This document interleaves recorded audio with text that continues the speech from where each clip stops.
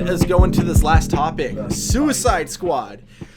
I am surprised. So you didn't see the picture that was really popular this online. was new to me, and I was very surprised by some of the names on this picture. So, we're not going to be reading off every actor that was on the page because No, but there are some that we need to cover there. definitely some we need to go over, but only because there were some that I actually just straight up don't honestly recognize. So I kind of decided to skip those, but I'm going over the names that either I recognize or I think would be interesting, and I'm curious to see where they go with it. So let's start from the top. I didn't write these down in any particular order, so we'll start with the first one on the list, John Cena. My first guess on who he might be playing, and I bet you it's probably going to be the same as yours. Reaction is ground. I don't like John Cena as an actor. Neither do I. My first guess, though, for John Cena, Solomon Grundy. That is going to be my first guess on who we might be playing. I'm trying to think on if that's a good choice or not. It's the most fitting choice. I don't think it's necessarily a good choice, but it fits. His look, and I think look-wise, they could pull it off really well. The other thing, they are recasting a few of the characters from the previous films, so he could also be the recasting for Killer Croc is possible. Next on the list, well, we have Jai Courtney, who's clearly going to be Captain Boomerang again. Which I'm actually looking forward to return of. I really liked Jai Courtney as Captain Boomerang. He wasn't a good Captain Boomerang, but he's a very good Captain Boomerang. Yeah, this version of Captain Boomerang I liked, and I'm interested to see him under James Gunn. They might have him be more comic book accurate, and I think he could pull it off. I almost don't want him to be now, though. The character's different enough, but I'm cool either way. I'm cool either way, but I'm intrigued to see if that's the direction they go with it. Next on the list, this is the one that I'm not surprised just because, it's James Gunn directing, but at the same time, I have my dream cast that we may never see at this point just due to his age, but Nathan Fillion, I want him more than anything to be Booster Gold. I think everyone will agree with me there. I want him as Booster Gold in the DC. And I know he himself has said that he would love to play Booster Gold. More than likely not going to happen. I don't know who. I could see him, because he does a really good Western accent when he needs to, I could see him being a vigilante, which would be interesting. Yeah, he's done the gunslinger thing before, and yeah,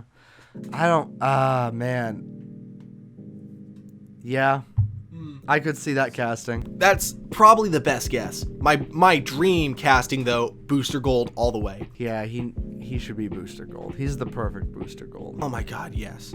Joel Kidman, of course, is returning as Rick Flags. Then here's an interesting one, because she's not really a big actress right now, but at the same time, she was already in Wonder Woman in a background role, though, not even playing like a big character, just playing like an Amazonian, but she's being seemingly recasted in Suicide Squad. Her name is Muling NG. Her last name is literally the letters NG.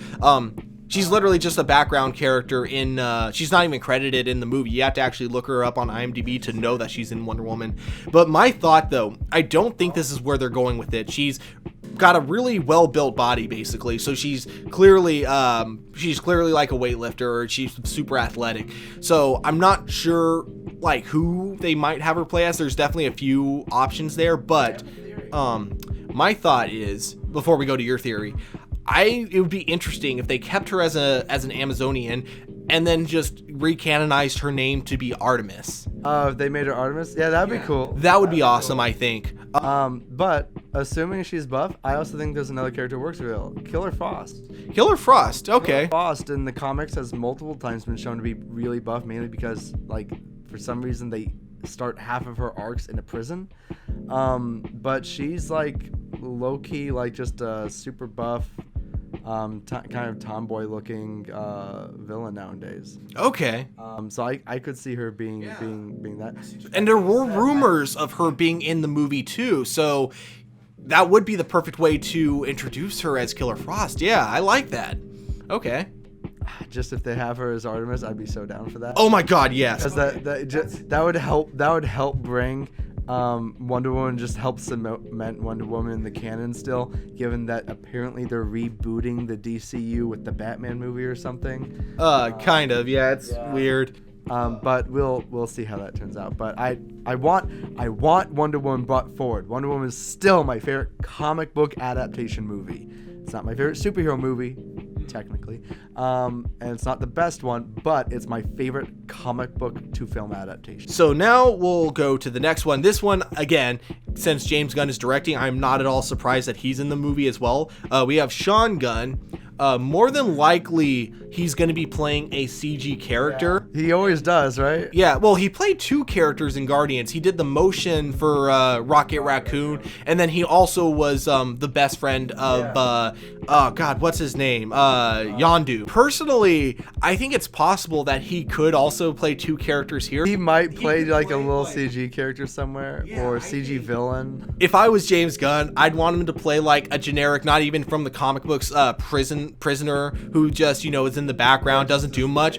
But I'd love to also have him as a CG character. And if I was going to go with any character that has to be done with CG in Suicide Squad, the number one I'd want to see is Killer Shark. Man, I don't know if he's a Killer Shark though. Well, if all he's doing is motioning, you could easily have anyone with a more Killer Shark voice dub over. Actually, that's true. He could be the mocap for Killer Shark and not be the voice of Killer Shark. Because I imagine the voice of Killer Shark as someone else entirely. Because Killer Shark needs to have a much bigger voice. Like, big voice. Better yet, okay, this isn't next on the list, but I'm gonna get to it next because this would be hilarious. Okay, if they decided to do a Thor Ragnarok type of Killer Shark with Korg, but because guess who's also in this movie? Who? Taika Waititi. Wait, what? Yeah, he's in this movie, and I didn't write any theories on who he could be. He's in the movie. He's in the movie. I didn't write any theories on who he could be, but Killer Shark and with a Taika Waititi voice, and just like with Korg. Why the hell do you sound like that? And he's like, well, I'm an aquatic animal, mate. I'm not from these waters. Up above air, my voice is just... Oh my god! It's just different.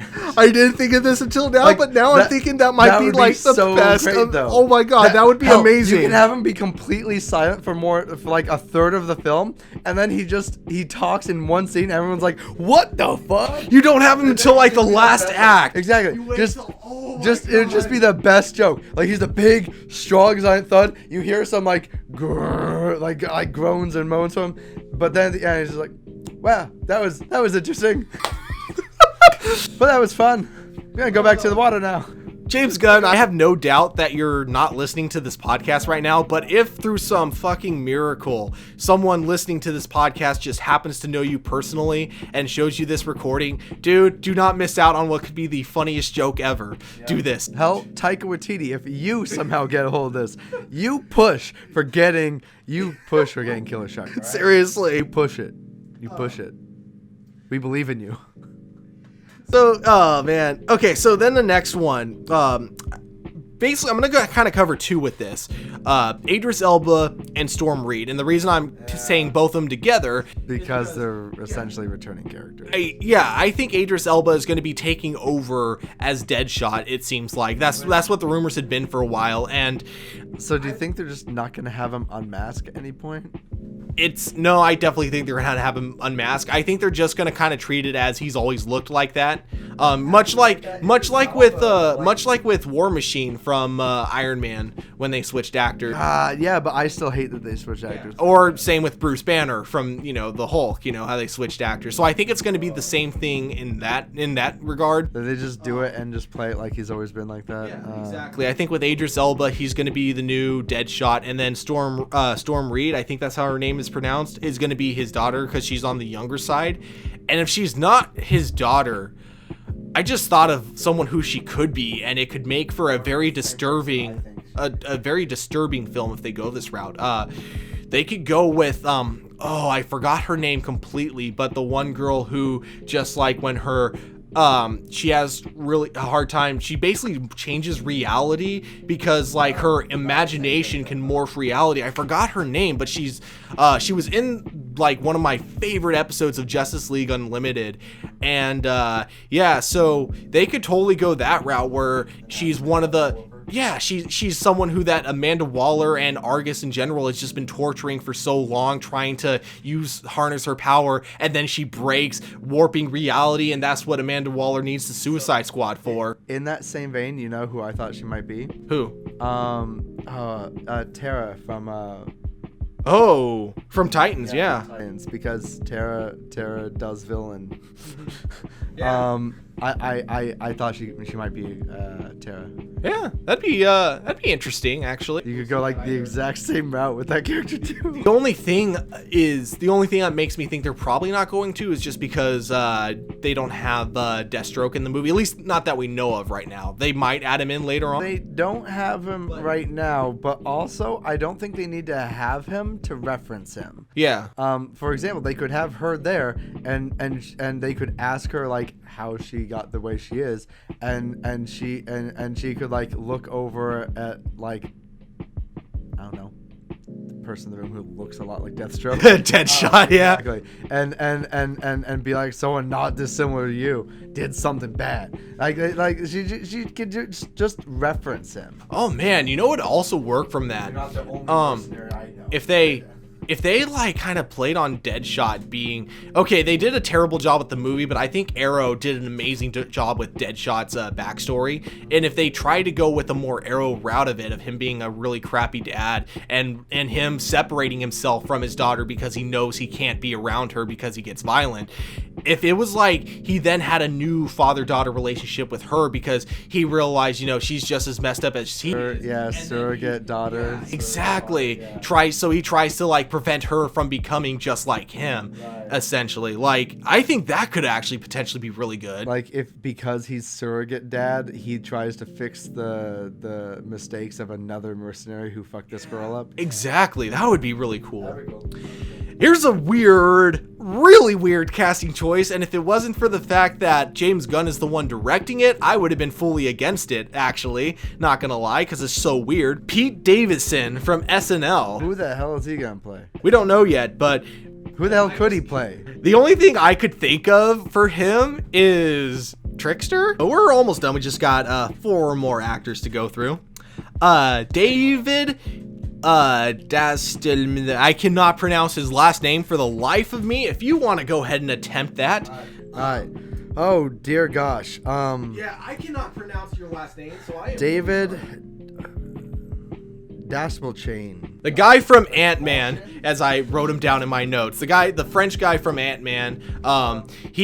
What I find interesting about his casting, fits, at least he fits in that casting. Oh yeah, definitely, with the casting of Suicide Squad. What I found interesting though about his casting in this is the 4th DC property he's played a live action role in now, where he's more than likely going to be a different character because it's not connected to the other DC roles he's been in. But he was in The Dark Knight. He was also in Gotham, but he was also a villain of the week in The Flash as well. So it's interesting. This is going to be the 4th DC property. Who do you have any idea who he might be playing? Honestly, no clue. Yeah, neither do I. Here's the next one. I had 2 theories for this one. So Peter Capaldi is also going to be. Yeah, this is a weirdly big name to throw in. Yeah. Here's the 2 that I have an idea for. I would love to see Peter Capaldi either as Dr. Light or Calendar Man. Oh my gosh, him as Calendar Man would be so fucked. Oh, but that would be so enjoyable. I think he could make a good Dr. Light, but given Capaldi's past, I almost want to see him as Calendar Man more. I could see him being a great Calendar Man. He could be a hilarious Calendar. Actually, no. Given that this is a comedy, I'm gonna go with Calendar Man. Okay, fair enough. Yeah, because I imagine him being a hilarious Calendar Man. And then the last 2 are the obvious ones. So we have, of course, Viola Davis. Viola, I think that's how her name is pronounced. She's reprising her role, of course, as Amanda Waller, which I don't think anyone's surprised. Not a big surprise. Yeah, because she was actually pretty good as Amanda Waller, I thought. She was solid. Actually, no, she was actually probably the single best cast person last movie. I thought so too.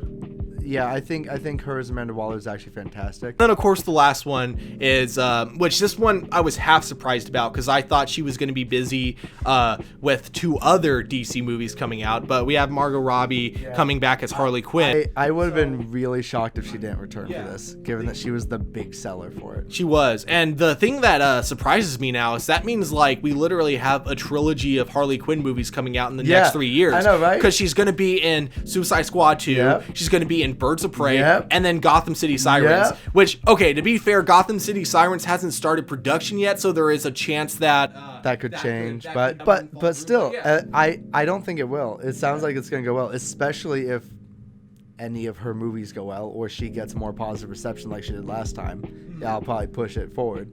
So far, so the cast overall, what do you think of overall, like, with this cast that's been announced? So overall, it's interesting. I still don't like it in terms of, like, being relatable to DC.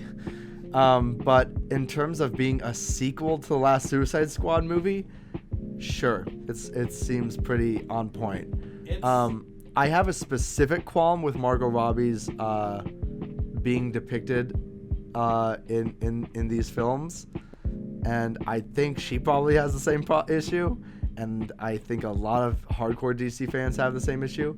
A lot of people like seeing her underwear, and I don't. I like seeing her as Harley Quinn, and I don't like the costuming for Harley Quinn.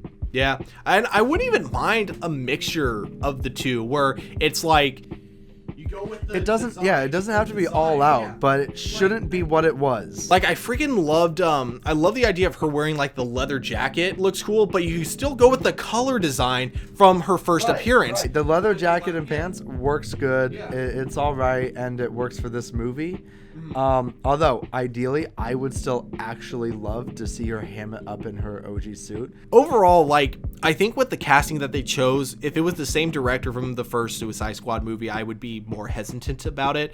But knowing that it's James Gunn doing it, I actually have some decent high hopes, because I think James Gunn knows really well how to work with actors' strengths and weaknesses. So I look forward to seeing how he goes about with this cast and where their place is going to be in this Suicide Squad movie overall. So I'm overall actually still kind of negative about this movie. Really? I still think it's going to be a clusterfudge. I still think Warner Brothers is going to have too many of its fingers in the pot. That is also possible. And that James Gunn will essentially be running damage control the entire time for both the first movie and this movie.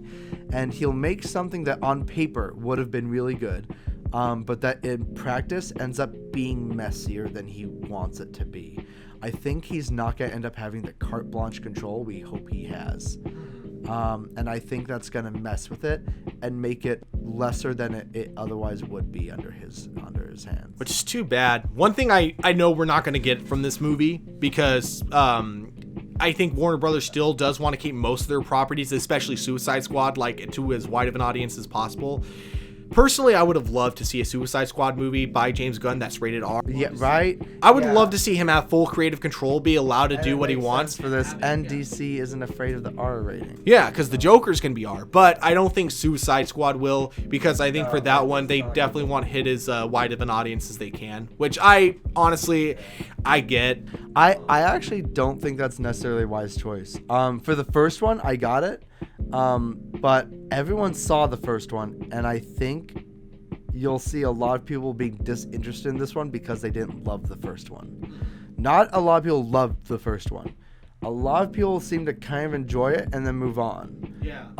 And that doesn't usually make for good sequel bait. So I'm almost afraid that they're trying to play it too broad and they're trying to put too much money into it, and it's going to end up being a commercial failure, even if it ends up being more of a critical success, because they're not doing what they should do for a follow-up sequel to what's technically a failure, which would be to go lower budget but also higher directorial control with a director you trust. That's what usually seems to work for digging yourself out of a grave when it comes to a franchise. And James Gunn would have been a really good choice for this. Put most of the money into the director and make him work with a limited budget, but with whatever casting he wants, is what I would have hoped from this. And it seems like he got a lot of money for this, and I'm a little bit hesitant to see what that means, because usually a lot of money comes with a lot of strings attached, and I'm not a huge fan of that. Yeah, that is my biggest worry about the film is Warner Brothers, the amount of control they'll take on it. Because I think it was one thing that was really interesting about Guardians of the Galaxy 1 is it's one of at the time, because this was still during phase 2, where I think Kevin Feige took way too much creative control over all the films, not letting the directors do what they want. But the big exception was Guardians of the Galaxy. He let James Gunn do what he want with it. Guardians was a nothing franchise. Yeah, exactly, because no one expected Guardians to be the success that it is. Like, James Gunn made this thinking it was going to be a one-off Marvel movie that wasn't even going to tie into Avengers that much after. I'm looking forward to this movie, whether or not it's going to be good or bad. I'm still definitely going to be watching it in theaters. Even if it's a bad movie, the one thing I hope it isn't is boring. Yeah, because that's the problem I had with the first Suicide Squad. You had a cool, colorful cast of characters. I was bored, and the fact that I was bored watching a Suicide Squad movie, that is a major fail.